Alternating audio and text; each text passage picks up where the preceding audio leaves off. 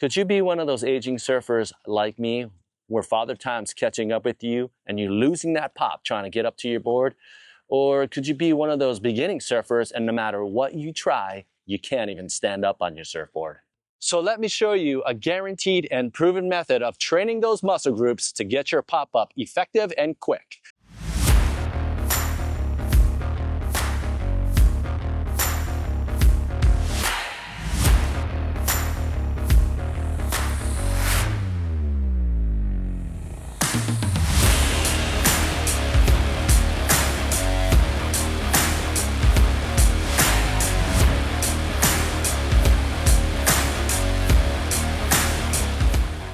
If you've been surfing for a while, you know how critical it is to get up on your feet quick and effective because surfing a wave well is all about timing.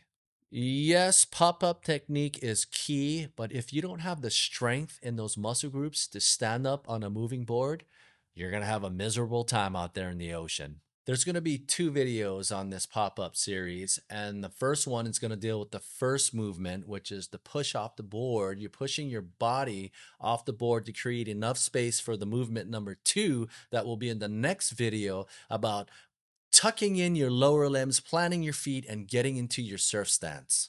Let me introduce to you guys a special guest. Yeah, it's good, don't laugh. I got a special guest here today. He's my son, Kai. He's just an average surfer, but he spends most of his time skating the concrete. You pretty good skater? I'm all right at skating.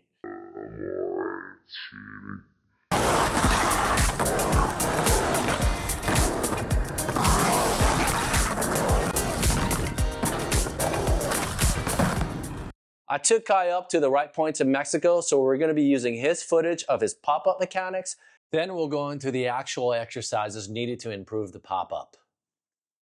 Here we have Kai on his very last strokes. He places one hand on the deck underneath his leading shoulder and his other hand on the deck behind his trailing shoulder. Kai has a regular stance and he's going front side on this wave. He plants his back foot first and then he plants his front foot. If you have a chance, watch some online footage of pros on their pop-up hand placement.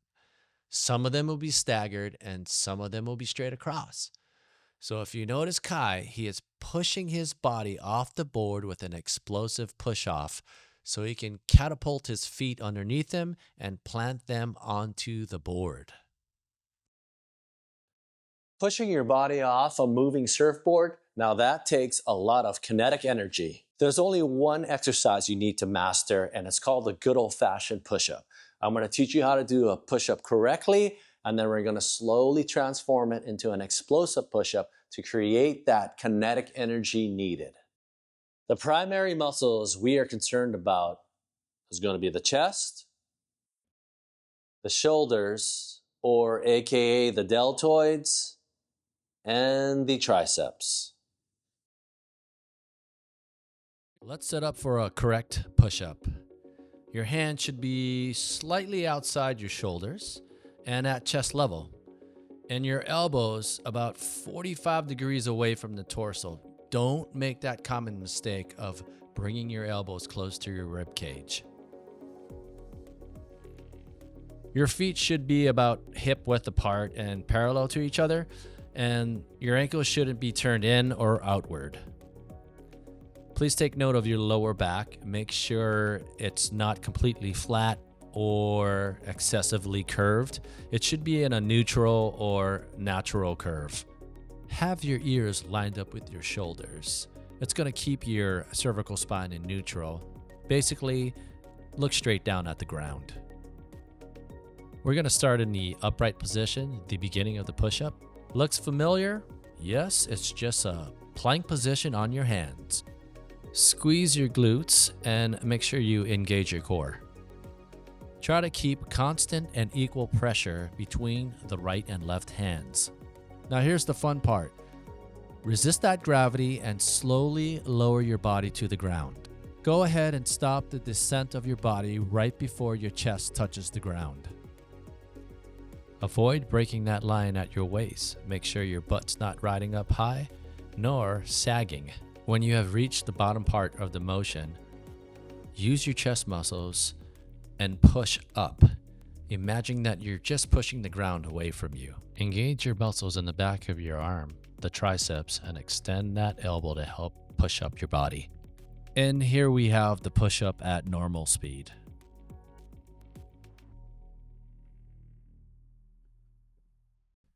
Not everybody's going to have the strength to do a proper floor push-up, so you might want to regress this exercise and start doing a push-up on a wall.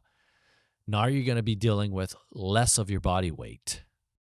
Now, if you've mastered the wall push-up, you can try to bring your body angle a little lower by using an exercise bench or even a kitchen countertop. Just make sure that whatever you're leaning on is nice and sturdy. Now, if you're having problems with these push-ups, try to train the downward movement only. We call it negative training. This will allow you to deal with your total body weight during the push-up that would normally be difficult. Your push-up muscles will become stronger and at the same time allow some muscle growth. To get into a negative push-up position, leave your knees on the ground. It's going to make it a lot easier to pick up your upper body. When your elbows are fully extended, go ahead and pick your knees up and form a straight plank. This is the starting position of a negative push-up. Don't forget, we are only focusing on the downward movement of the push-up, so take about 2 seconds to lower your body to the ground. Now for the surfers that have a staggered hand placement on their surfboard, here is a perfect exercise to get some strength gains in your push-up. Notice that my hand placement is staggered, one hand in front of the other. I'm going to do 2 reps and then switch. 1, 2, rest and switch.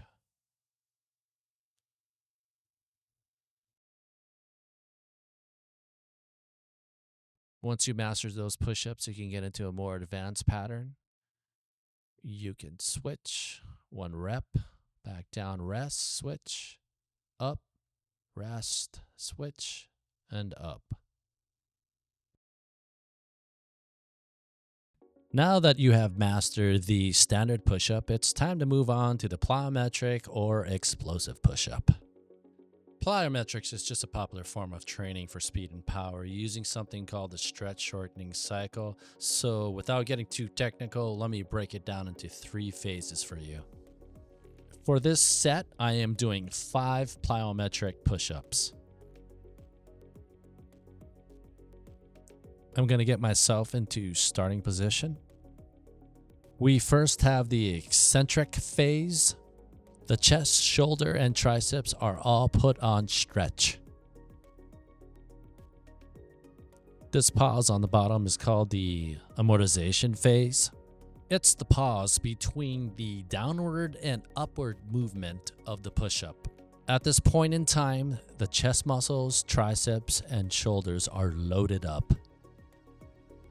This is the concentric phase.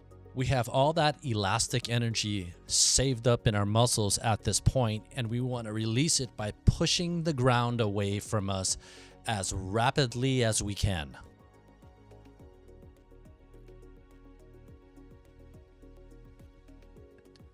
When you graduate to the plyometric push-ups after learning the correct form of a push-up, try to do about 5 reps, rest 2 to 3 minutes, and do 5 more reps again, rest 2 to 3 minutes, and do another 5 reps.